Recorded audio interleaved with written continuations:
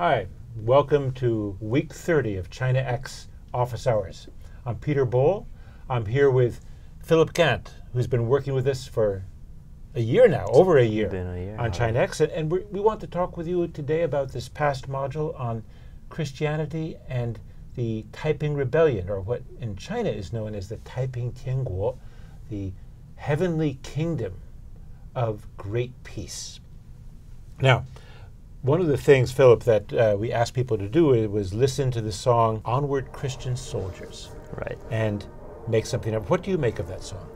I think it relates to the idea of Christianity as a struggle in the world, a struggle to get beliefs out there, a struggle against the hardships that are to be endured. Very interestingly, in the 19th century, we're not in a situation such as the Crusades. However, I think that a song about the idea of a soldier ethos or a militant ethos relates quite nicely and frames quite nicely a lot of the issues that we bring up in the module, such as that of missionaries actually acting in a military background or a militarized background, having extraterritorial laws, privileges, sometimes gunboats, as Professor Kirby mentions, to back up their belief. So it's very sort of an aggressive Christianity. Onward Christian Soldiers is a Protestant hymn. And remember that there were two kinds of Christianity in China. One was Protestantism and one was Catholicism. And Catholicism really goes back to the Ming Dynasty, to the 16th century.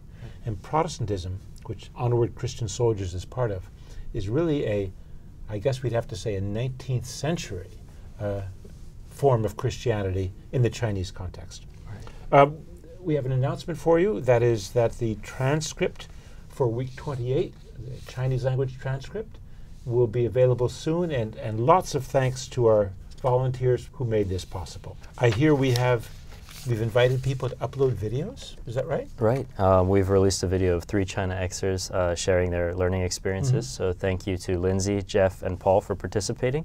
And any other ChinaXers who would like to share their experiences, please send your video to us via the weekly email or course info page. And I hope that some of you in China will send it to us in Chinese too, and we'll see to it, to a translation to English.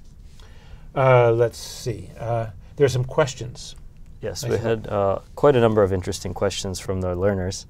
One was about how Christianity fared across different classes, so the different class reception, elite, lower class, peasants, and that in the comparative context. Right. Are there other kinds of questions about Christianity that we should see if we can answer them all together?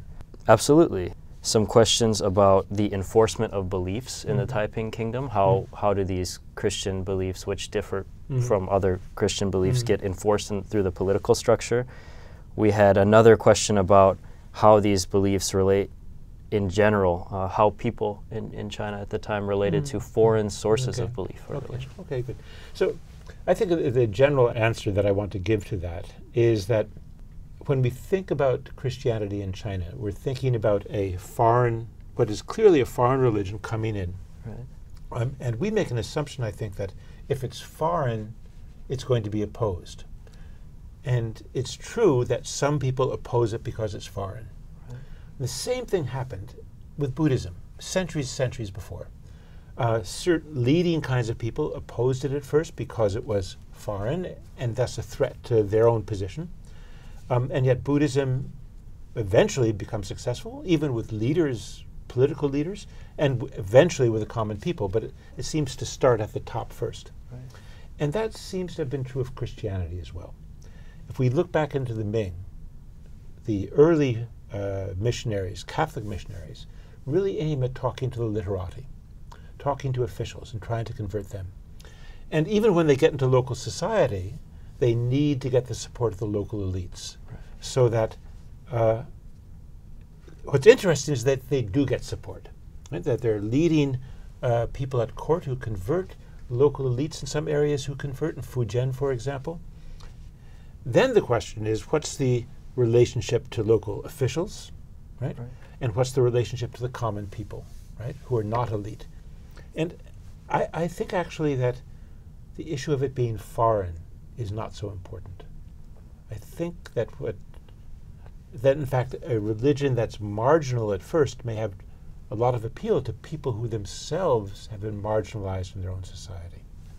There is, however, a difference in how Catholicism, or what's called Tianju Zhao, the learning, the teaching of the Lord in heaven, and Jidu Zhao, the teaching of Jidu Zhao, Protestantism, I guess. Both of them have foreign converts. Both of them have foreign priests and preachers. Today, of course, we know that in China there is tremendous resurgence in religion. And not only in Protestantism. Catholicism is much more in the north, and Protestantism more in the south, perhaps. But Buddhism is doing very, very well. Taoism is coming back. Local cults and local gods are reappearing. It is it's a supermarket of religion in China today. It's really something. And we'll see how this bears out. Now, I wanted to move on and think about the word cloud you asked people to do. Oh, absolutely. So the word cloud basically asked what was meant by the term barbarians, and type a word or two, or perhaps But a by phrase. the whose use of the word barbarians? By the Taiping? By Hong Xiuqian's. The leader of the Taiping Rebellion. The leader of the Taiping's use of the word barbarians. And we got quite a few hits that were variations on Manchu, Manchus, the Manchus, Right. the Manchu. However, we had a number of other interesting ones besides Manchu, foreigner, and non-Chinese, which were our top hits. We had terms such as Chinese literati, Hakka, Confucian scholars, even Indian, and finally, I have no idea, the guy was a bit of a loon. Yeah. So. Well, it does seem to be that very much for the Taipings, the demons in this case, the barbarians who are also demons are the Manchus. I see. Right, as far as I understand it. Now, we had a discussion forum, and the discussion forum was based on a text that talked about the Taiping's version or view of family life in relationship to their great heavenly enterprise. And it was quite striking, because it seemed to me that in this text, I was thinking now of the second paragraph where it says, "It is a matter of course that we should attend to our parents and look after our wives and children." Good Confucian view. "But when one first creates a new rule, the state must come first and the family last. Public interest first and private interest last." Now, I was struck by that, Philip, because it seemed to me that this is moving in the direction of modern nationalism, right? Which says the family is less important than the state. And if I think back in Chinese history, I can't imagine a government saying that the family is less important than the state. We have to give up the family in the interests of the state. But that does seem to be what they want. On one hand, they're saying no mixing of male and female. Right. From a moralistic point of view, no hanky-panky, as the Americans would say, which is very much, in some sense, a Confucian view that says, we may be rebels, they're saying, but we're upholding virtue, right? Absolutely. But then they go on and they say, until we've gotten rid of our enemy, the remaining demons, no husband and wife reunion, right? Everyone is going to be devoted to the state, devoted to our cause. We talked about the Taiping Rebellion, but you know how Taiping Rebellion is thought of in China? No. It's not thought of as a rebellion. What's it It's thought of? referred to as the Taiping Tianguo. Well, it is sort of as a rebellion, but it's referred to as the heavenly kingdom of the Taipings, but it's also classified as a righteous rebellion by the peasants. I see. In Chinese, it's called Nungmin Qi, a rising of the farming people, of the peasants. Which is a good thing? Which is a good thing if you're from the official point of view of the Communist Party. I see. Well, we had a lot of discussion of this, and perhaps you could say you've been reading it, I've been reading it, but perhaps there's some things that you'd like to tell us, point to as some comments from learners that you thought were particularly good? Absolutely. I thought we had a number of great comments, particularly by PJP 500, Juanita Brown, and others, pointing to the idea of a mandate, the language of mandate, heavenly investiture, even the physical symbols of investiture of a mandate such as a sword in terms of justifying the mission. We also had a lot of discussion about this idea of family divisions between the sexes and the sort of unfair division of how this sexual segregation played out among the upper echelons of the movement and among the lower echelons of the movement. You know, I think that Jenny Howsam and Sadie T, among others, were really good on this, that this notion of the subordination of the family really did go against Confucian values at the same time. Riff Raff said the Taipings had all the hallmarks of a cult. That certainly they were a cult in that sense. And on the other side of that, he mentioned, or she mentioned, that the Qing reaction and the reaction among the elites was that we can understand in today's terms as sort of the non-cult people thinking rationally about what's going on in a cult as a different sort of a system that we can't reason with or You know, Joe McDonald gets into this question too. He says it's hard to believe that people believed in those things. You know, I think you know, in history, it's hard to know when people believe something or not. Right.